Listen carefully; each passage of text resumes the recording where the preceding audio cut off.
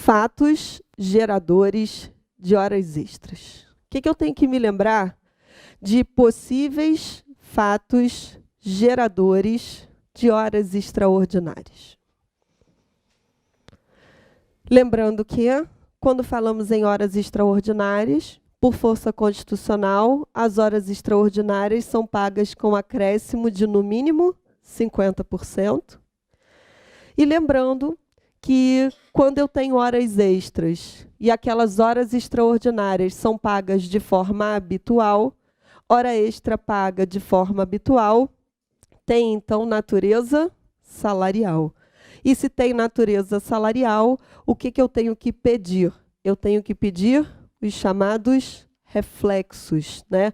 Posso chamar de reflexos ou de integrações, ou seja, quando uma parcela tem natureza salarial, ela reflete, ela integra o cálculo de outros direitos. Então, vamos lembrar. Quais poderiam ser, então, mesmo possíveis fatos geradores de horas extraordinárias? Primeira coisa que a gente tem que olhar sempre é qual é a jornada de trabalho daquela pessoa, né? Então, assim, uma coisa é fato. Quando você estiver olhando para a sua prova, seja para você fazer a peça processual ou então as questões, uma coisa que eu sempre gosto de chamar a atenção é o seguinte. Sabe aquelas, assim, 3 dicas muito importantes? Coisas que eu acho que são extremamente relevantes. Primeira coisa é você olhar e se perguntar o seguinte: é homem ou é mulher? Por quê? Porque quando você olha para essas 3 dicas que eu vou trazer para vocês, isso pode ser bem importante na hora da prova. Então, são aquelas coisas que você olha assim, ó, 3 dicas importantes. Dessas 3 dicas importantes, a dica 1, você vai olhar se você está diante, no caso, de uma mulher ou então se ele é homem. Ju, por que eu vou olhar se é homem ou se é mulher? Porque, lembra, tem um capítulo da CLT que traz regras especiais de proteção do trabalho da mulher. E o que foi acontecendo com o tempo? Algumas coisas que são tipicamente das mulheres até foram também estendidas para os homens, mas não são todas as coisas. Esse capítulo que fala do trabalho da mulher é um capítulo da CLT que começa no artigo 3, acho que é 372, se puderem me ajudar, acho que é o 372,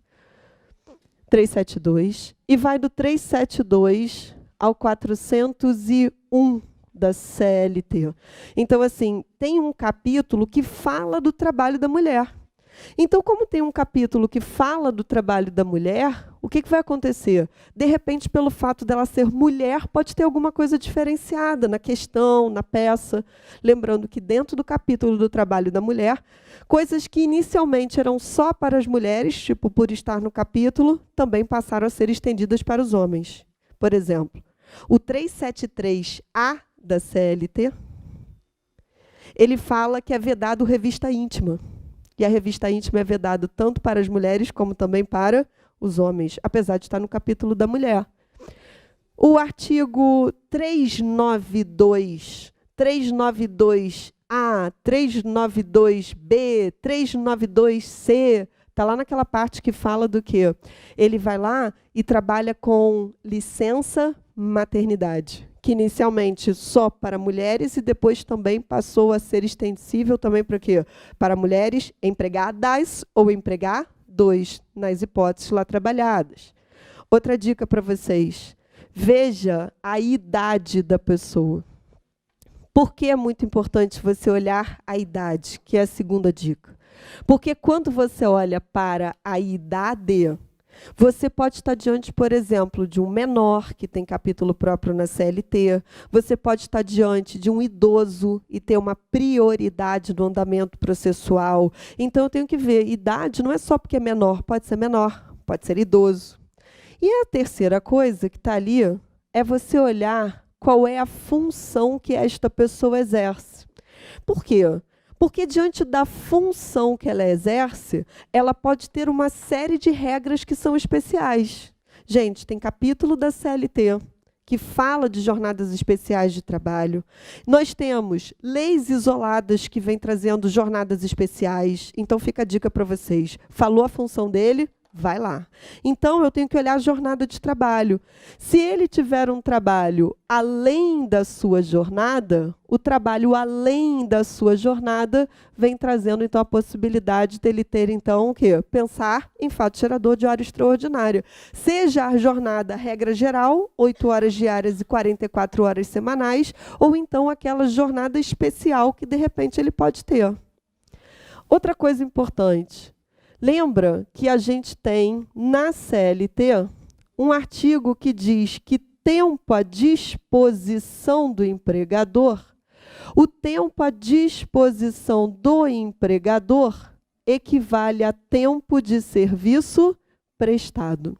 Então, tempo à disposição do empregador equivale a tempo de serviço prestado. Tome muito cuidado, porque o artigo 4º da CLT, ele não acabou com isso, mas ele tem uma redação toda nova com a reforma trabalhista e ele restringiu as hipóteses de quê? De tempo à disposição. Muita coisa que era considerada tempo à disposição, que gerava hora extraordinária, agora não gera mais. Então, por exemplo, não tenho mais como pedir horas in itinere. Não tenho mais como dizer que eu pisei na portaria da empresa, o tempo que eu desloco se superar 10 minutos, nada disso. Por quê? Porque algumas situações que eram consideradas tempo à disposição, com a reforma trabalhista, deixaram de ser consideradas. E tome muito cuidado com o artigo 4º. Eu acho que ele pode ser uma boa questão em prova, porque ele tem uma nova redação e eles colocaram uma série de coisas que o empregado fazendo lá dentro do trabalho não é mais considerado tempo à disposição. Se ele ficar lá por lazer, porque está inseguro na rua para ele sair naquele horário, porque está chovendo muito, porque ele está lá estudando, nada disso mais é considerado tempo à disposição. Se ele quiser ficar lá, ele pode, mas aquilo não é tempo à disposição do empregador. Então, muita coisa que era considerada tempo à disposição não é mais. Então, a gente tem que tomar cuidado, né, tem a possibilidade, sim, mas essas hipóteses estão muito mais o quê? Restritas. O que também pode levar hora extraordinária para a gente lembrar e ficar atento? Porque aqueles que trabalham à noite, se acontecer o quê? A não redução da hora noturna. Como assim? Lembrando que aqueles que trabalham à noite, e aí eu só posso estar pensando em empregado urbano, e empregado doméstico, porque essa não é uma garantia para o empregado rural, né? Os empregados domésticos e os empregados urbanos, eles têm uma hora noturna reduzida para 52 minutos e 30 segundos. Então, isso serve para os urbanos e isso serve para os domésticos, não serve para os rurais. Então, domésticos e urbanos, se não tiverem observadas a redução da hora noturna, ou seja, trabalham no horário que é noturno, mas não tiveram a redução da hora, isso pode, então, gerar um fato gerador de hora extraordinária. E qual é o fato gerador? Hora extra pela não observância da redução, né, no caso da hora noturna. Só lembra que empregados rurais não tem isso. Pois bem, outra coisa também que pode ser um fato gerador de hora extraordinária, quando a pessoa trabalha no regime de turnos ininterruptos de revezamento. E aí ela trabalhando em turnos ininterruptos de revezamento, trabalhando em turnos ininterruptos de revezamento, o que a Constituição traz? A Constituição, ela fala dos turnos ininterruptos de revezamento, no artigo 7º da Constituição, no inciso 14, artigo 7º, inciso 14 da Constituição. E o artigo 7º, inciso 14, diz que o turno ininterrupto de revezamento é uma jornada especial de trabalho que tem uma jornada de 6 horas. E eles até podem, mas se tiver acordo coletivo ou convenção coletiva, eles até podem chegar a adotar um horário, uma jornada de 8. Mas o que é necessário para aqueles que são contratados em turnos ininterruptos de revezamento sair da jornada de 6 e ir para a jornada de 8? Acordo coletivo ou convenção coletiva. Então, fiquem atentos. Por quê? Porque se o empregador colocá-los para trabalhar 8 horas e não fizer por acordo e convenção, eles têm direito ao quê? A hora extra trabalhada além da sexta. Então, esse pode ser um outro fato gerador. Então, mais um fato gerador de hora extraordinária para recordarmos. Tem mais, Ju? Tem, vamos lembrar. Trabalhamos também com sobreaviso e prontidão. E aí, quando uma pessoa trabalha em escalas de sobreaviso e prontidão, sobreaviso e prontidão estão lá no artigo 244 da CLT, 244, nos parágrafos 2º e 3º. Então, o 244, nos parágrafos 2º e 3º, né? O que nós temos? Lá no 244, parágrafos 2º e 3º, quando fala de sobreaviso e prontidão, eles vêm trazendo situações nas quais o que vai acontecer? São escalas de trabalho. Qual é a diferença mesmo do sobreaviso para prontidão? Sobreaviso, ele fica aguardando em casa ordens para trabalhar, e quando é prontidão, ele tem que ficar dentro da própria empresa. Então, quando você pensa como isso pode gerar um possível fato gerador de horas extraordinárias mesmo, Ju, por exemplo, ele fica de sobreaviso. Se ele não for chamado naquele período de 24 horas que ele fica de sobreaviso, ele ganha por estar de sobreaviso, mesmo que ele não tenha sido o quê? Chamado para trabalhar. Mas se ele for chamado para trabalhar, ele vai efetivamente estar trabalhando. E vai estar trabalhando o quê? Ele foi lá e trabalhou além daquilo que já foi contratado para que ele trabalhe. Então, quando eu penso em sobreaviso, né, no exemplo, para pensar nele efetivamente tendo a possibilidade de hora extraordinária, o que normalmente a gente pede? Para que as horas efetivamente que ele ficou à disposição sejam pagas como sobreaviso. E as horas, se ele efetivamente trabalhou, aquilo deve ser considerado como hora extra e que seja, então, apurado. Então, ali, trabalho além da jornada, tempo à disposição do empregador, não redução da hora noturna, turnos ininterruptos, sobreaviso e prontidão. Outra coisa também, domingos e feriados,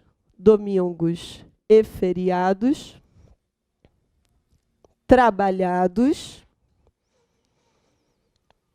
e não compensados. Como assim, domingos e feriados trabalhados e não compensados? Se eu trabalhar no dia que é feriado, o meu empregador pode me dar um outro dia de folga para compensar. Está tudo certo. Se eu trabalhei no dia que é feriado, meu empregador pode me dar um outro dia para compensar. Está tudo certo. Agora, se ele não me dá um outro dia de folga para compensar, o que vai acontecer? Ele vai ter que pagar por isso. E ainda lembrando que, neste caso, se for hora extraordinária, é uma hora extraordinária que tem que ser paga com um acréscimo de 100%. E um detalhe, cuidado, muito cuidado, com aqueles que têm a jornada de trabalho, que é a jornada 12 por 36. Por que tem que tomar cuidado com aqueles que contratados na jornada 12 por 36? Porque isso não se aplica para eles, né? Porque o que vai ter? Quem é contratado na jornada 12 por 36, com a reforma trabalhista, foi incluído na CLT o artigo 59A da CLT. E aí, eles foram lá e adotaram uma regrinha que já estava sendo adotada na lei do doméstico, quando já botou doméstico, podendo ser contratado na jornada 12 por 36. Então, é até uma boa observação para a gente. O que acontece com essas pessoas que têm a jornada 12 por 36, inclusive lá no doméstico, né?